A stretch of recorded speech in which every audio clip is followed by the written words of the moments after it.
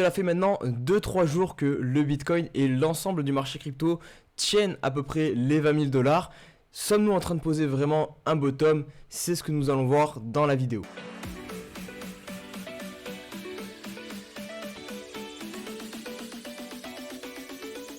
Et salut tous les amis, c'est Crypto Partage, c'est un plaisir de vous retrouver pour cette nouvelle vidéo d'analyse. J'espère que vous portez tous très bien, moi ça va impeccable. En plus voilà, on a une map encore une fois qui est dans le vert, donc toujours ça donne un petit peu de la motivation. Vous le voyez, Bitcoin 20 500 dollars plus 2%, l'Ether très légèrement au-dessus des 1100 dollars. Et on a surtout des belles couleurs au niveau de nos altcoins, notamment Atom, je suis obligé de le mentionner, qui prend quasiment plus 15 dollars, 7 dollars, BNB aussi qui est bien dans le vert. On a aussi Matic ici qui continue sa folle poussée, plus 26%, 0,50 dollars. À surveiller Matic parce que ça fait quelques jours que je le vois vraiment dans le vert foncé. Au cœur de la vidéo, comme d'habitude, vous allez avoir votre petite analyse du Bitcoin. On fera aussi quelques petites analyses aussi pour venir compléter la vision complète du marché. Et puis on passera sur les news avec notamment pas mal d'actualités autour de l'écosystème Binance. Donc si le programme te plaît, n'hésite pas tout de suite à mettre un pouce en l'air pour soutenir la chaîne YouTube. Pourquoi pas t'abonner aussi pour être tout de suite notifié des prochaines vidéos. Et on part tout de suite sur la vidéo. Et on débute avec le Fear and Greed. Donc un Fear and Greed sur le niveau 11 aujourd'hui. On repasse très légèrement au-dessus du niveau 10. Mais globalement, nous sommes toujours dans cette fameuse zone de la peur. Toujours pas de mouvement aussi sur le Bitcoin. Donc le sentiment ne repasse pas sur de l'euphorie. Je vous montre rapidement aussi les options du Bitcoin sur le CME qui vont clôturer demain. Donc c'est très important puisqu'il y a 103 000 Bitcoins en jeu. On aurait pu penser que ce max pain price nous rapproche des 30 000 dollars, puisque en théorie on se rapproche toujours du max pain price, mais vous le savez si vous suivez la chaîne, il y a aussi quand même pas mal de fois où finalement on va clôturer assez loin du max pain. Donc comme d'habitude, toujours ne pas se fier à un seul indicateur pour faire son analyse, mais en prendre plusieurs. Et là pour le coup, celui-ci, à moins qu'on ait une belle surprise cet après-midi et qu'on ait vraiment un gros pump sur le BTC, on devrait clôturer quand même assez loin des 30 000 dollars. Je tiens quand même à préciser que ici, vous voyez, vous avez quand même un gros pic au niveau des 20 000 dollars. Donc peut-être qu'ils vont essayer de faire perdre ce pic. Donc à mon avis, on ne passera pas sous les 20 000 dollars avant demain matin. Par contre, vous voyez ensuite ici, il y a un gros trou. Donc jusqu'à 25 000 dollars, globalement, il n'y a plus rien. Il n'y a pas vraiment de pic. De là pour le coup c'est des put options, donc des options de vente. Donc à mon avis ça m'étonnerait quand même que le market maker vienne chercher ces niveaux de prix, donc 25 000 dollars avant demain matin. Vous n'êtes toujours qu'une dizaine de personnes à avoir validé votre bonus de 20 dollars offert sur KuCoin. Alors je trouve ça extrêmement étrange parce que vous êtes plus d'une trentaine à avoir utilisé mon lien pour vous inscrire et donc je pense bénéficier de l'offre des 20 dollars offerts. Du coup je vais vous redire une fois de plus les conditions d'éligibilité à cette offre-ci. Vous allez juste aller sur KuCoin Future, déposer le montant de votre choix et faire le trade du montant de votre choix et vous serez éligible aux 20 dollars derrière offerts directement par KuCoin. Alors, avec ces 20 dollars, vous allez pouvoir les investir sur du marché spot. Vous n'êtes pas obligé de les trader en futur. Donc c'est vraiment 20 dollars offerts par la plateforme. Donc je ne comprends pas pourquoi vous vous inscrivez sur la plateforme si derrière vous ne profitez même pas de l'offre de bienvenue. Je trouve ça un petit peu dommage parce que pour le coup là vraiment vous avez juste à déposer sur un trade, peu importe ce que vous voulez, hormis des stablecoins évidemment, mais vous mettez le montant que vous voulez, vous faites un trade et derrière vous avez vraiment 20 dollars offerts. Donc vous aurez toujours là en barre de l'inscription le lien par lequel passer pour avoir ces 20 dollars offerts si vous n'êtes toujours pas inscrit, puisque du coup il y a toujours des places. J'ai 50 places, 50 tickets de 20 dollars à vous offrir. Donc n'hésitez pas à aller en commentaire pour checker cette offre. Et on passe sur l'analyse technique du Bitcoin. Donc sur l'hebdomadaire, pas grand chose à dire si ce n'est que nous travaillons toujours la zone des 20 000 dollars. Vous le voyez ici qui correspond à l'ancien sommet historique de 2017. Donc pour l'instant c'est cette zone qui fait office de support. Un RSI toujours bien survendu sur des niveaux historiquement bas pour le BTC. Au niveau du journalier, on a ces deux petits niveaux qui pour moi sont les plus importants.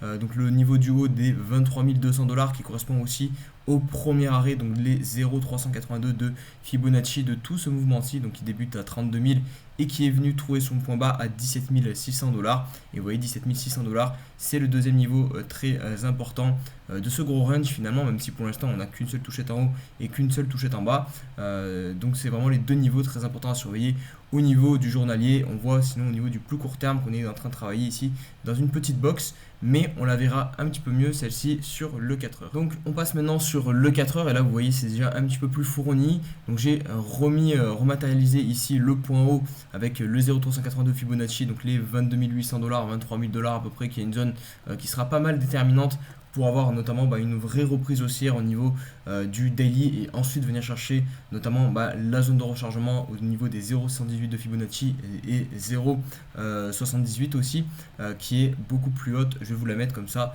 au moins vous voyez de quoi je parle pour ceux qui sont peut-être un petit peu encore débutants et pas familiers avec Fibonacci. Hop, je vous trace cette fameuse zone de rechargement. Hop, Fibo rechargement, voilà, on prend le haut du mouvement, on vient chercher le bas, le point bas qui est ici, et donc la zone de rechargement commencera aux alentours des 26 600 $ et s'étendra jusqu'à 29 200 $. Donc c'est cette zone-ci qui aura de grandes chances d'être venu chercher si jamais on vient à clôturer au-dessus du 0,382 de Fibonacci. Donc cette zone elle est vraiment très importante à surveiller sur le BTC. Donc on repasse sur le 4 heures. Donc au niveau du 4 heures, qu'est-ce qu'on peut constater pour le moment? Donc on a fait ce point bas, derrière on entame un rebond. Je vous avais dit qu'on repassait aussi au niveau du 4 heures, avec notamment ce petit W ici, vous le voyez bien, avec les droites.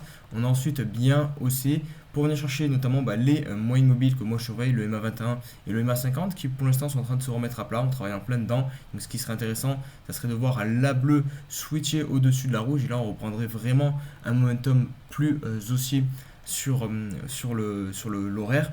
Donc on a aussi au niveau de cette zone-ci qui est rouge, la zone des vendeurs. C'est tout simple, c'est exactement la zone que je vous ai montré avec Fibonacci il y a de ça quelques instants, mais version sur ce mouvement-ci, donc de 23 000 $ jusqu'aux 17 800 $. Vous voyez, ça correspond pile à cette box-ci. Donc tout logiquement, les vendeurs se manifestent dans cette zone-ci. Vous voyez que pour l'instant, on se fait rejeter. Vous voyez, on a eu des mèches, on a eu directement une englobante et on est sorti de cette zone-ci pour revenir chercher un petit support court terme, 20 000 $, prix psychologique. Vous voyez qu'on travaille ce niveau depuis pas mal de temps. Ici, là, on est posé dessus. Et là, encore une fois, on résiste et on trouve des acheteurs sur cette zone-ci.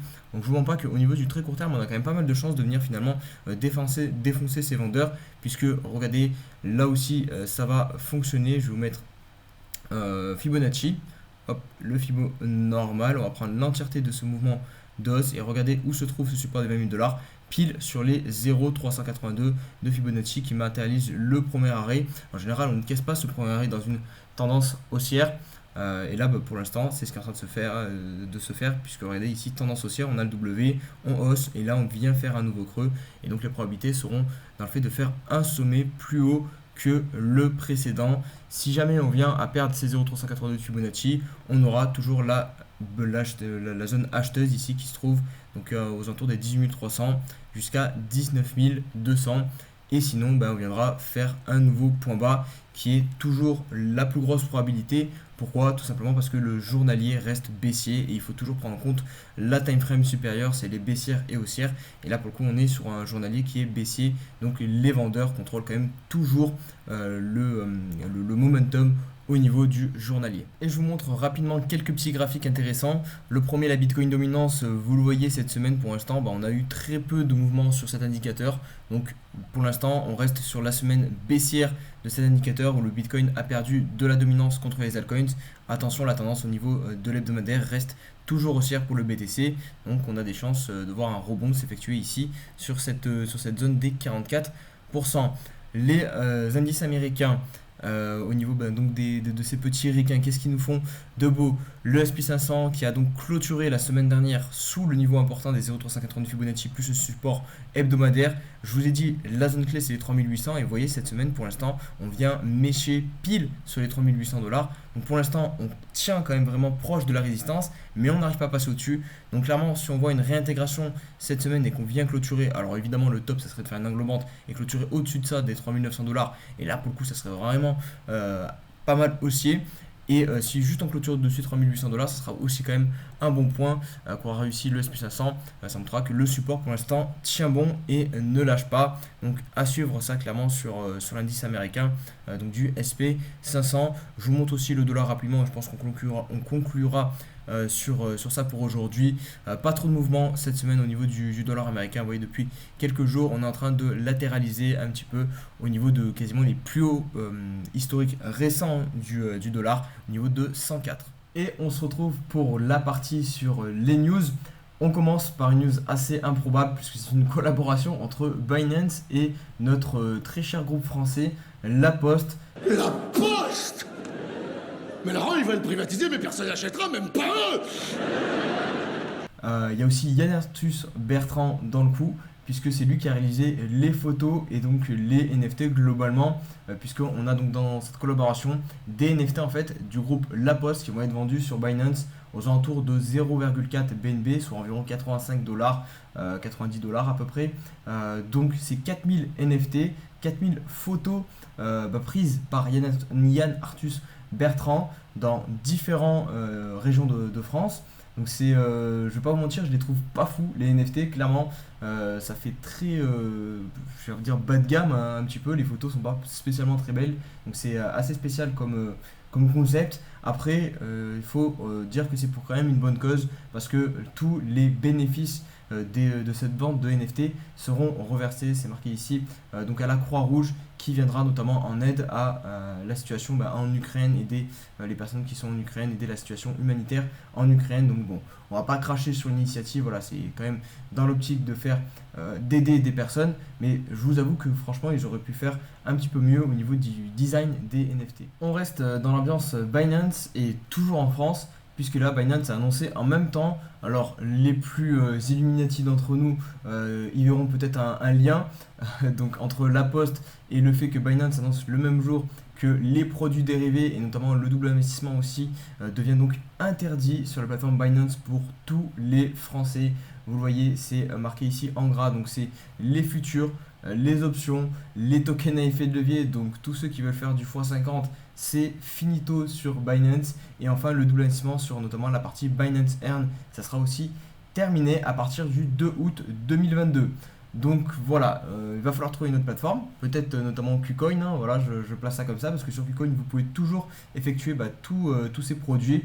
Alors je veux pas m'enflammer, mais je pense que forcément avec le temps ça va être aussi régulier, toutes les plateformes finalement auront les mêmes normes, les mêmes règles je pense sur le sol français, pour donc s'adapter aux régulateurs, c'est ce qui est marqué ici, Binance adapte son offre pour plaire aux régulateurs, mais pour le moment il y a encore beaucoup d'autres plateformes qui vont vous proposer tous ces petits gadgets, ces petits jouets, même si pour le coup par exemple le Binance Earn c'était quand même très intéressant, puisque voilà, ça vous faisait pas prendre des risques énormissimes et vous pouvez gagner un peu plus de tokens, des rendements sur le token, donc ça c'était appréciable. Après tout ce qui est future options, bon ça c'est peut-être un mal pour un bien, parce que la majorité des retails, des particuliers comme nous, on perd de l'argent sur ces produits de levier très risqués.